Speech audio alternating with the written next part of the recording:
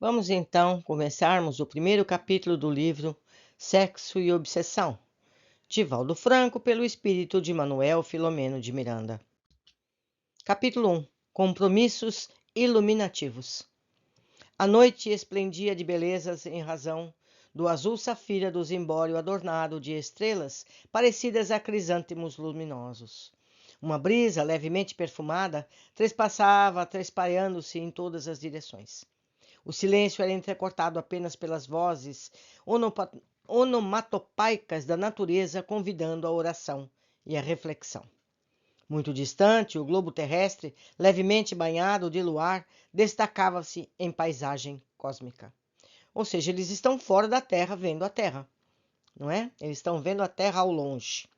Carinhosas recordações assomaram-me à mente, evocando cenas que ficaram no passado e que foram vivenciadas no planeta querido, inesquecível berço e lar de bilhões de espíritos que o habitam. Não me podendo evadir as emoções resultantes das evocações queridas, fui invadido por doce nostalgia em relação às experiências espirituais da mais recente reencarnação, quando fora beneficiado pelo sol abençoado do Espiritismo. Aprendera com as formosas lições com que Allan Kardec abrira a era do Espírito, incertas na codificação, a respeito do universo, da imortalidade, da comunicabilidade dos espíritos, da pluralidade dos mundos habitados, que a marcha do progresso é infinita, e agora podia reflexionar sobre o acerto dessas incomparáveis informações de sabor eterno, vivenciando-as com dúlcidas gratidões. Enquanto no corpo, deixara-me conduzir pela certeza das elucidações dos imortais, procurando pautar a conduta nas rigorosas diretrizes do dever, descobrindo, a partir de então, a alegria existencial, a felicidade relativa que todos podemos fruir quando nos comprometemos com os ideais de libertação da ignorância e de construção do bem no mundo íntimo e à nossa volta. Agora, mais uma vez, podia constatar, diviso, na realidade espiritual, o alto significado da fé racional proposta pelo Espiritismo e a legitimidade dos seus postulados iluminativos, contemplando o cosmos e experimentando o contato mais direto com a vida. Vida com letra maiúscula aqui. Ante os meus olhos úmidos de lágrimas, que não se encorajavam a descer, sentia o hálito do Criador. A sua grandiosa obra me fascinava, alargando-me os horizontes das conjecturas. Pensava a respeito de quanto a soberba humana é desmedida, raiando pela infantilidade ao atribuir toda a grandeza cósmica ao fruto espúrio do acaso, capaz de reunir todas as moléculas esparsas do universo, repentinamente, expressando-se na glória da galáxia. Ademais, considerava que, se todas essas micropartículas sempre existiram no caos, certamente haviam tido uma origem, a que o absurdo da vã cultura sem Deus oferecia existência própria e ilógica. Há dias encontrava-me na colônia espiritual Redenção, de onde partem com muita frequência espíritos comprometidos com o progresso da humanidade em reencarnações desafiadoras. Aqui temos uma nota. Vide o livro Painéis da Obsessão, capítulo 25, nota do autor espiritual. Livro esse já aqui lido no nosso canal. A comunidade é constituída por uma sociedade de mais de 1 milhão de habitantes desencarnados, e nela se desenvolvem cuidadosos programas para a iluminação de consciências, não faltando os departamentos de assistência, socorro àqueles que retornam extenuados, desnorteados pelas vicissitudes e pelos insucessos que se permitiram. Meus amigos, vejam que tamanho é a colônia. Imensa, imensa, imensa. Continuando. Daqui viajam com expectativas ricas de esperanças e projetos de edificações libertadoras milhares de espíritos que aspiram à felicidade. No entanto, após o mergulho na névoa carnal, os antigos vícios, as más inclinações, em predominância ainda, os arrastamentos para o mal, os choques com os adversários do passado, são poucas vezes alterando-lhes os programas e delineamentos, obrigando-nos a ceder aos impulsos inferiores, e, como efeito, logo tombam nas malhas dos próprios enredamentos perniciosos. Outro sim, organizações de benemerência e de caridade multiplicam-se pela cidade movimentada, cidade espiritual, com o objetivo de ministrar cursos e lições aos futuros viajantes corporais, na convivência com os retornados em estado de sofrimento, que se lhes tornam verdadeiros exemplos de como não devem proceder. Então, o que é que ele está nos explicando? Que partem da colônia milhares de pessoas que vêm na tentativa de fazer um bom trabalho e se reerguer. Chegando aqui, entram em falência, porque não cumprem o que foi programado. Então, essas pessoas que retornam falidas, porque erraram, são exemplos para aqueles que retornarão mais adiante. E nós somos essas pessoas, nós passamos por isso. Nós voltamos a errar, apesar dos planos que fazemos de aqui chegar e procedermos ao nosso aprimoramento espiritual. Mas vamos continuar a leitura. Educandários avançados para pesquisas que mais tarde se apresentarão no globo terrestre. Olha só, educandários avançados para pesquisas que mais tarde, ou seja, ele está falando isso em 2002, se apresentarão no globo terrestre. Teremos essas escolas aqui. Recebem estudiosos ávidos de conhecimentos, não apenas residentes, mas que também vêm realizar estágios de aprendizado e treinamento procedentes de outras regiões. Situada sobre grande centro urbano na Terra, onde se movimenta agitada população, entidades nobres fundaram poucos anos antes da independência do Brasil, olhe só, fundado antes da independência do Brasil, objetivando de início acolher os lutadores idealistas pela libertação da pátria, os abolicionistas, os republicanos, inspirando-os na conquista das metas que abraçavam, sem que extrapolassem nos métodos que se deveriam utilizar. Em consequência, graças à abnegação dos seus fundadores, entre os quais destacou-se a futura abadesa Joana Angélica de Jesus, que também seria mártir nas lutas fratricidas durante a independência do Brasil, na Bahia, desenvolveram-se com o apoio de iluminados heróis da fé e da caridade que rumaram para a terra oportunamente, contribuindo para torná-la menos inditosa, mais humanizada e melhor espiritualizada. Entre os seus programas de libertação de consciências, de autoiluminação, teve a primazia o trabalho de unificar os religiosos de diversas tendências e escolas de fé que mourejavam no plano físico. Olha só que interessante. De forma que os escravos, que traziam seus cultos animistas e suas raízes africanistas, pudessem contribuir em benefício das propostas cristãs e doutrinárias outras que vieram da Europa civilizada. Então, meus amigos, o que está sendo dito aqui? Que essa irmã de caridade, nascida, contribuiu para que a religião dos africanos se juntassem com a religião europeia. É o que temos na Bahia, um sincretismo tão grande entre os deuses africanos e os deuses da Igreja Católica, os santos. Isso é muito interessante. Continuando.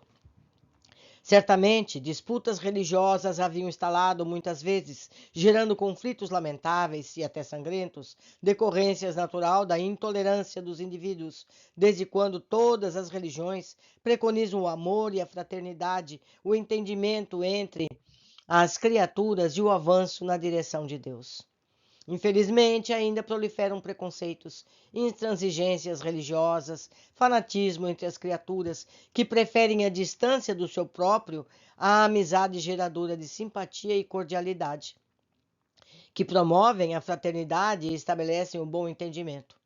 Constituem, porém, exceções que o tempo diluirá com a sua contribuição da eternidade, efeito próprio do processo de evolução dos espíritos.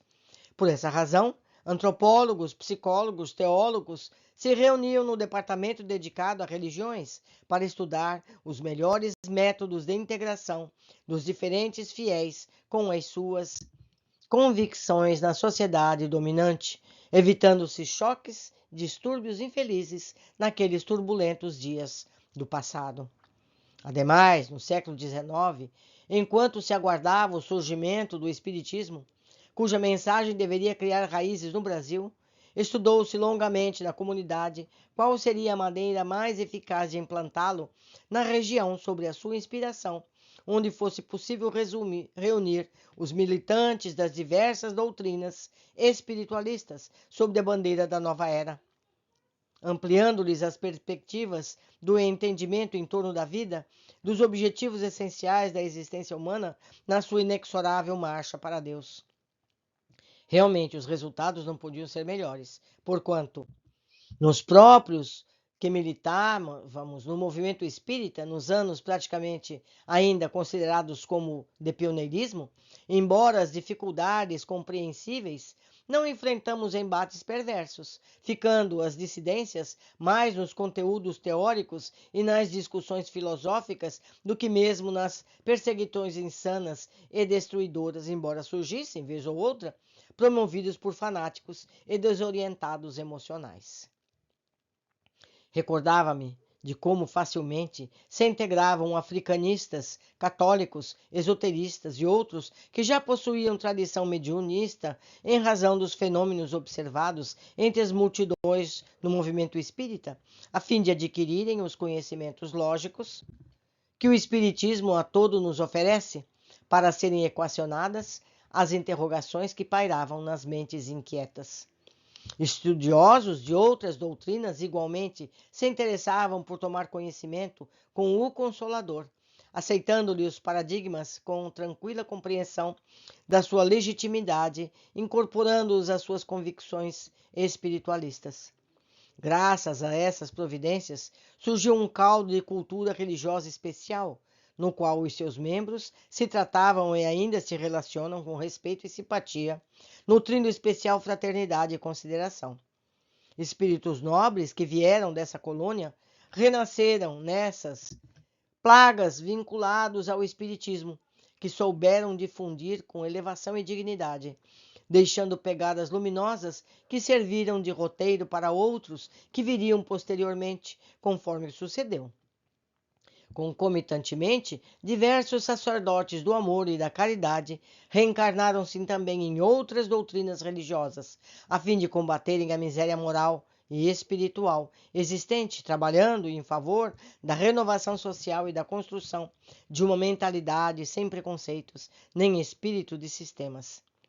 Artistas de variados campos da beleza e da cultura igualmente foram encaminhados ao corpo físico, para contribuírem em favor da renovação do povo, no qual os descendentes dos africanos se tornariam maioria, para que igualmente oferecessem as mensagens ancestrais em forma de louvor à vida através dos seus sentimentos e saudades. Não obstante, as heranças da escravidão negra, as arbitrariedades anteriores de governantes inescrupulosos, vândalos, exploradores, com perversos oriundos do além-mar, que se estabeleceram na então colônia de Portugal sob o amparo de religiosos destituídos de dignidade cristã, geraram lamentáveis dúvidas morais para a expressiva multidão de vítimas que reencarnaram e desencarnaram sobre os martelos do ódio e da vingança, da revolta surda e do desejo de revide pelo mal que padeceram. Por outro lado, os testemunhos morais de antigos jesuítas, abnegados como Manuel da Nóbrega, Aspicuelta Navarro e muitos outros, diminuíram as esferas espiritual inferior e as refregas inglórias dos combates do desespero, facultando que incontáveis apóstolos do bem viessem a operar no terreno da fraternidade, para dirimir e anular os efeitos nefastos dos renhidos esforços gerados pelo rancor, pela inferioridade moral que predominavam nos seus combatentes. Seria de compreender que o clima psíquico nesse campo de batalha favorecesse a instalação de obsessões cruéis, renitentes, transformando-se em quase epidemias periódicas, que faziam sucumbir os invigilantes sem que, ao menos, se dessem conta da própria responsabilidade no desfecho nefasto das suas empresas maléficas. O Espiritismo, portanto, teria um papel de alta relevância a desempenhar nessa sociedade comprometida e assinalada pelos danos, dos efeitos danosos, das atitudes desvairadas, conforme vem ocorrendo com segurança, cumprindo a sua missão de consolador prometido por Jesus. A comunidade espiritual, portanto, programara também o nascimento de inúmeras instituições devotadas à sociedade sob a bandeira do espiritismo cristão, de forma que se transformassem em escolas de educação moral e espiritual, como também de oficinas promotoras de ações enobrecidas, tanto quanto se fizessem ambulatórios dedicados à saúde física, mental e comportamental que os desvairios obsessivos ultrajavam.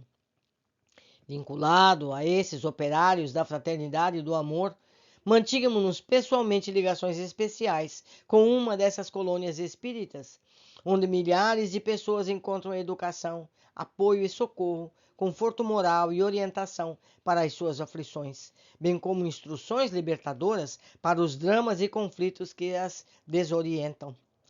Inúmeros trabalhadores da nossa colônia reencarnaram-se especialmente para lhe servirem, sob a inspiração de mártir da independência e do venerando Francisco de Assis.